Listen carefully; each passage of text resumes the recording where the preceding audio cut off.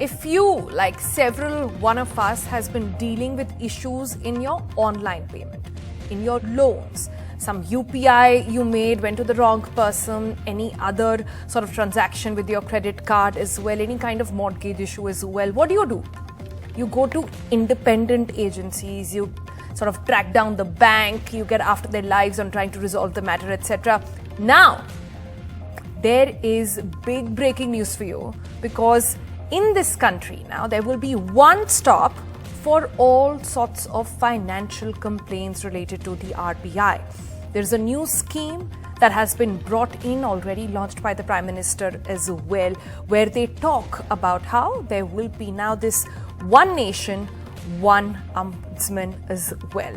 So what's the delay? Let's get started with our explainer. Some basics first, let's cover that. Well, the scheme is based on one nation, one ombudsman, which basically means that the RBI will merge. At the present, there are three ombudsmen. Okay, there is one for banks, there is one for NBFCS, and then there is one for digital transactions. All these three now combined into one. What will this do? This will improve grievance redressal for consumer complaints as well. It aims at changing the way household sector, investments, etc. complaints are lodged in this area. And of course, this will lead to quicker resolution of these complaints as well. Consumers can now approach the ombudsman for if the bank concerned, and this is important, does not resolve the grievance within 30 days. How will you do it? We'll tell you in the course of the program as well. But at the moment, there is also talks of a toll-free number that will be available very, very soon for all customers. It will be multilingual as well. This will prevent financial crime, catching cyber fraud as well through artificial intelligence, and also promises to encourage investor trust. Includes non-scheduled primary cooperative banks with a deposit size of 50 crore and above. All major banks will be covered essentially in this. How will this work? Well, it will be a single point of reference. We'll have one portal, one email for customers to sort of put in their complaint as well. You can submit documents, you can track the status over there as well, and you will receive and get feedback based on how your complaint has moved, which stage is it at basically.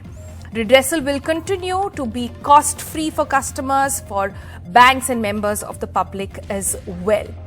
So, what is that big website that we're looking at? Take a screenshot, take a picture of what you're seeing and the email that you see on your screen right now. To file a complaint, all you have to do is visit this website. It is cms.rbi.org.in.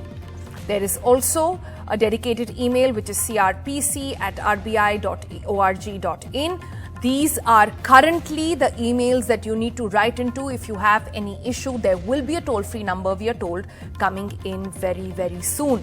Complaints can also be filed with a physical letter, by the way, that you can submit to the RBI, and then they take it upon themselves to sort of segregate and decide which department it goes to, and not leaving it on you, the customer, to keep dialing in multiple numbers to figure out which category you fall under, who to get after, how to sort of pursue your case as well. Some of the other features that you need to know about this, that it will be no longer necessary for the complainant to identify under which scheme. Like I said, they need to file a complaint as well. It will ensure complaints do not go unaddressed or rejected simply on account of not covered under any grounds, etc. So essentially, there will be a number and there will be an email. You put in your request over there, you talk about what your issue is, and then there is a tracking mechanism that will tell you step by step where your complaint is. Now, very ambitious plan by the RBI, much needed as well, as many are saying. But what exactly are some of the things that we need to look at in a scheme like this?